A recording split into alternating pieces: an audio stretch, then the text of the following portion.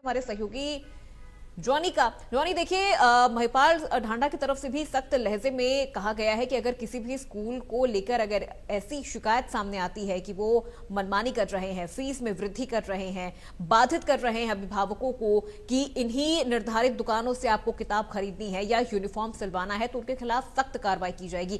क्या ऐसी कोई कार्रवाई अभी तक सामने आ पाई है स्कूलों को लेकर?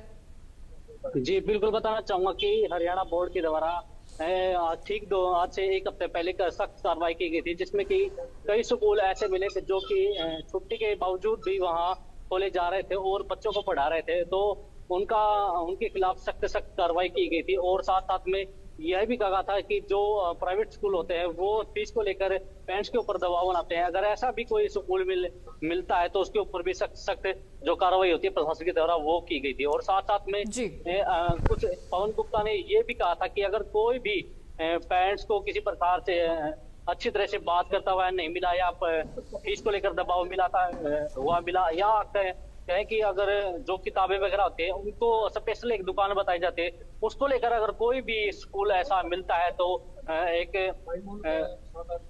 विज्ञप्ति के द्वारा साफ तौर पर बताया गया था कि आप हमसे सीधा कांटेक्ट करिए, क्योंकि हम फिर देखते हैं भी किस प्रकार से जो कार्रवाई हो लगातार रूप से करनी पड़ेगी। बिल्कुल। और जॉनी, और ऐसे में अगर देखा जाए तो प्राइवेट स्कूल संचालकों की तरफ से क्या कहा जा रहा है? इन कार्रवाई से प्राइवेट स्कूल संचालकों में तो हड़कंप मच गया होगा।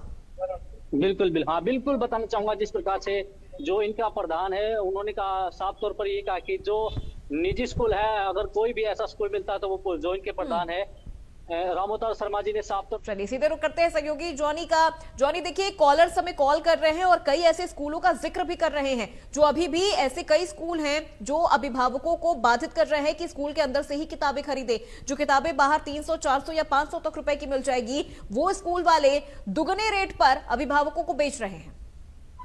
जी बिल्कुल बताना चाहूंगा, ऐसे काफी स्कूल है जो कि पेरेंट्स के ऊपर दबाव बनाते हैं कि एक निजी दुकान बताते हैं कि भी आप इस दुकान से किताब लीजिए, क्योंकि आपको मैंने पहले बताया कि उनका बीच में कमीशन होता है, कमीशन को लेकर ये सारा प्रोपेगेंडा रचा जाता है। और कई स्कूल तो क्या होते हैं कि जो किताबें होती हैं उनको अपने स्कूल में ही रख लेते हैं और फिर बच्चों को जो किताबों का दाम होता है 300 से 400 रुपए के बीच में, उन किताबों को कम से कम वो 800 से 900 के बीच में बेचते हैं। बिल्कुल जॉनी, आपको रोकना चाहूंगी। एक और कॉलर हमारे साथ जुड़ गए हैं, राकेश गुड़गांव से हमारे साथ, जिन्होंने हमें कॉल किया है। राकेश, बहुत स्वागत है आपका इंडिया न्यूज हरियाणा पर।